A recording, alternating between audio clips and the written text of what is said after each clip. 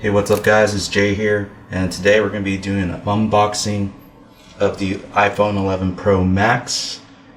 It took me a few tries to get that right, and yeah, I'm sure a lot of people, there's a lot of videos out already for this phone, just because their media, the press, they get it all early and stuff, but I bought this one with my own money, so I get it the, launch day, so yeah, so let's go ahead and get into it.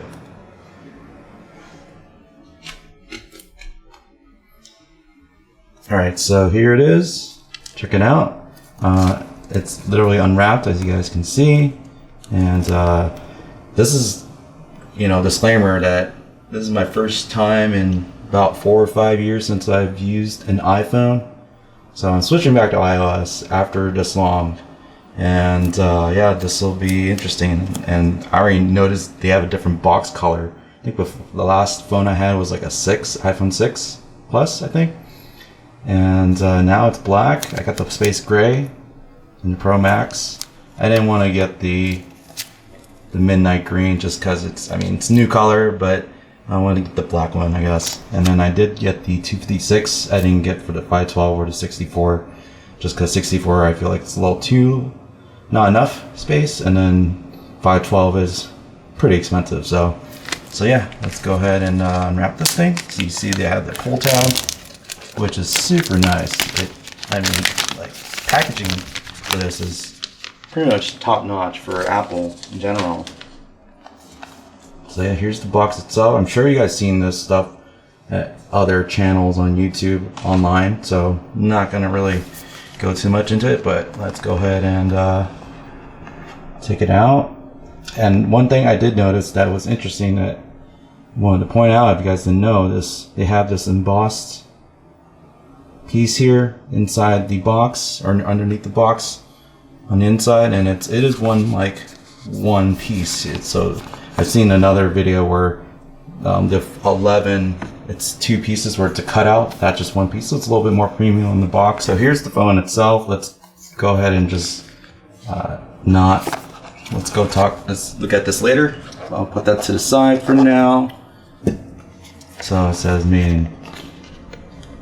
designed in Apple, or by Apple in California. Took that out, and then you get the lightning pods, I believe. I don't know, it's been so long. These look like the same ones that I got for my 6, so they've had it for like 4 or 5 years now. The only difference being that this is lightning. And then they have the USB-C, I think, it looks like USB-C, and then to lightning cable. And then now apparently they have a fast charger now. I guess last year or the years before they didn't have one, so I don't know, coming from Android, it's quite a bit different, I guess. Kind of get spoiled having fast charger bricks all the time included in your box, but yeah. So let's go ahead and put this stuff away and look at the main deal here. Oh, I did want to show the packaging here. So yeah, it's designed in California, of course. Hello, they have little stickers and this little startup guide, really simple. You have the SIM ejector tray here, or the little SIM ejector tool. Some warranty information, I suppose, and then there are Apple stickers. And that's pretty much it. Alright, so here's the phone itself. Space gray. It looks really, really nice in person. The design looks awesome. Like the back of the phone feels pretty, it's matte finish, so it's a little bit more slippery than just like I guess last year's, where it's like full on glass. I've had other Android phones that have glass backs, so it's probably similar feeling. The last phone I had was OnePlus 7 Pro, and that one also had a matte finish, so it feels similar in that regard. So yeah, let's get rid of this thing. I love this part. I'm sure you guys do too. So 3, 2, 1. So yeah, here's the phone. I don't know, when I look at this thing, it's just like, wow, it's pretty heavy.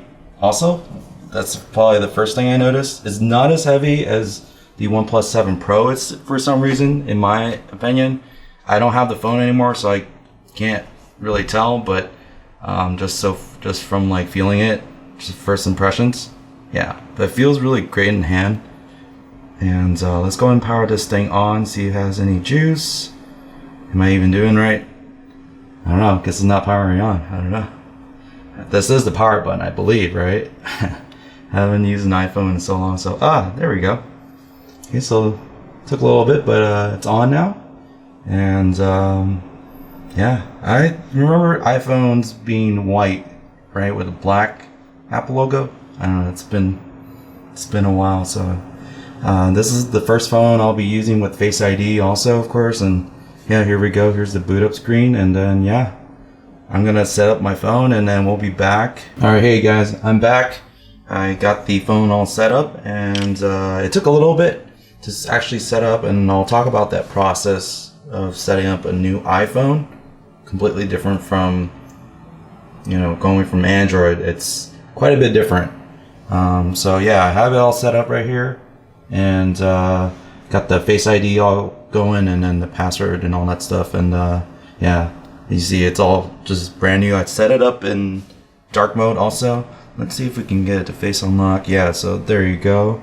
Pretty quick. And yeah, I have all the default apps installed, and I did look up a little bit about iOS 13.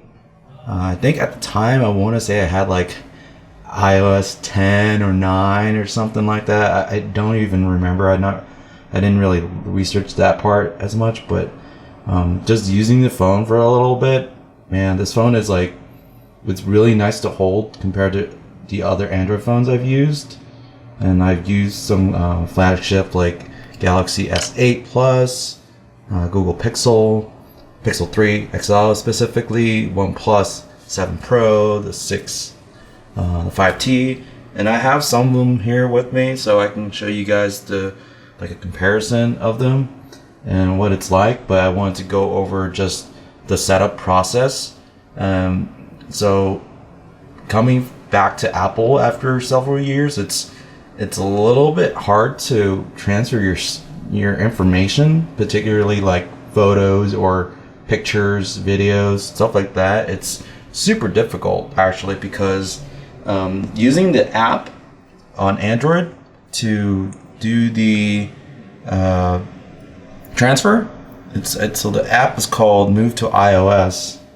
And as you guys can see, it doesn't really have good ratings there, but it has a lot of downloads. And I tried to use this thing to basically creates a peer-to-peer network through the Wi-Fi, and then you put in the code that the iPhone tells you to, and you put it in here, and it's supposed to transfer your information, but I could not get it to work.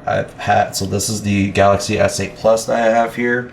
The oldest, probably one of the oldest phones I have. I have a 5T. I hadn't tried that, but I figured it won't work because I have the OnePlus 6 as well, and this one doesn't work either. And I have the app installed as well, and it is super annoying that I can't transfer my stuff.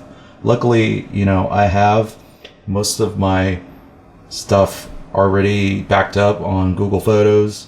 So not a huge problem. It's just like my text messages are, I won't be able to recover those.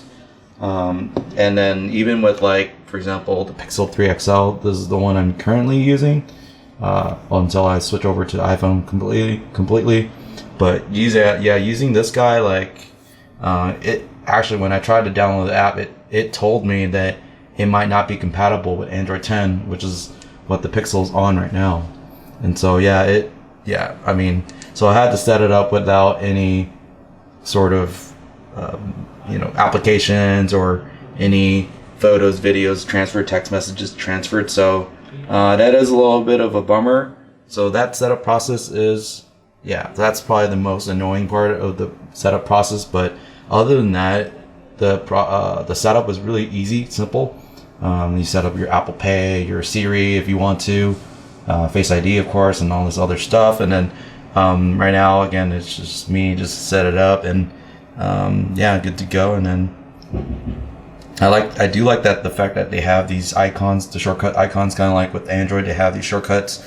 Actually, I will say that Android Pixel at least got rid of it on the latest version. You see that there's no way to open up the camera at all. Yeah, you can do that, the corner thing, to bring Google Assistant, but yeah, you can only do like a double press of the power button to get the camera. So yeah, I don't know if iPhone has that. Nope. So yeah, you can only do the Face ID for the for Apple Pay. So I guess you just do this camera, and then so yeah, I haven't set up the camera, you see. So it's yeah. So I guess this is like a new feature. You guys let me know if this is new or just for the new phone, or is iOS 13 or something like that. But yeah, so it says capture outside the frame, and then new shutter button. So you can drag and hold the shutter button to record a quick video. That seems pretty cool. Let's just try something. So there's that 2x zoom for the telephoto, and you can see, I guess it tells you this part would be outside the frame if you kind of give you an idea, which is, I actually like that, because then it gives you the option of, okay, do I want to zoom out all the way, or do I want to zoom in? And yeah, so I guess if you want to record, we can hold the button and you can record, and then I think you drag to the right so you can keep recording. So yeah, that seems pretty cool. And then I guess you can take pictures, yeah, in between. So that's really cool. So yeah, I mean, using iOS so far, I mean, seems pretty smooth. Let's see. It seemed like, yeah, so I guess it didn't even let me select it, or maybe, I don't know, or maybe I pressed it, but yeah. So yeah, that's kind of it for now, I'd say. I literally just set up the phone, as you guys can see there, and yeah, we'll see how things are. And then, oh yeah, I did have dark mode set up, but yeah, I'm gonna keep using this phone for about a week or two, and then come back with another video. And then I plan to actually take some photos, do a photo shoot and a video shoot with this with the phone, which is why I got it in the first place, because I was like, wow, those cameras seem really legit.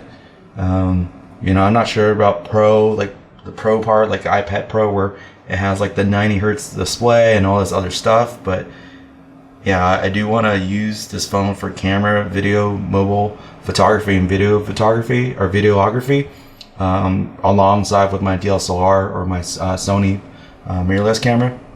So I want to use both, and kind of see what this is capable of, really.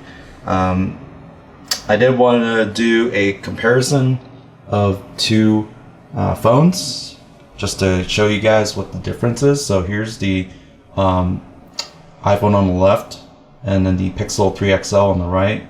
So the iPhone is 6.5 inch, I believe, and then the Pixel 3 XL is 6.2 or 6.3, something like that. Let's see if I can get that to unlock so you guys can see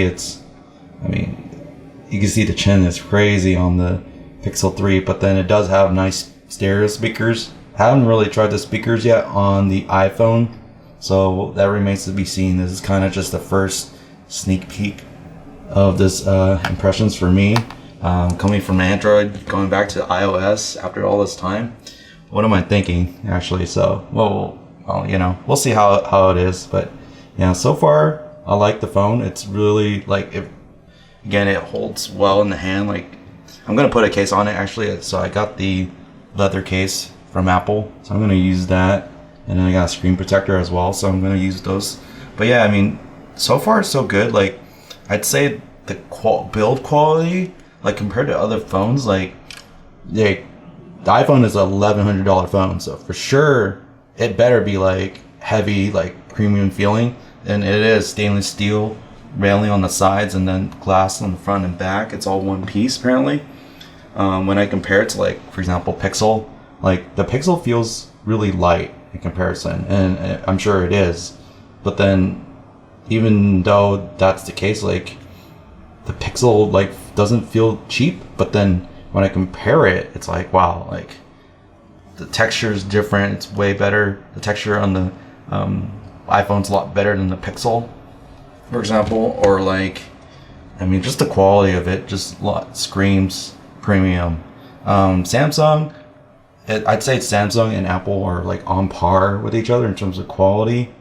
I know even though this is the SA and then it's not the S10 and Note 10 and stuff like that, but I've played around with the Note 10 and S10 before getting the iPhone, so I kind of have an idea. And also say like, yeah, like I'd say like if I had to pick one, I'd probably pick the iPhone still as like better build quality, and then like for example the last one here, OnePlus 6, like yeah, that OnePlus 6 looks good, but then like when I compare the two, it's wow, it's like the iPhone is like a way better quality, even though like they both have glass backs and then metal railings on the side.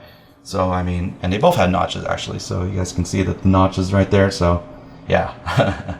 But yeah, let me know in the comments below what you guys want to see, any comparisons to the phones, anything like that. Let me know in the comments. But yeah, otherwise, thanks for watching, and I'll see you guys in the next one.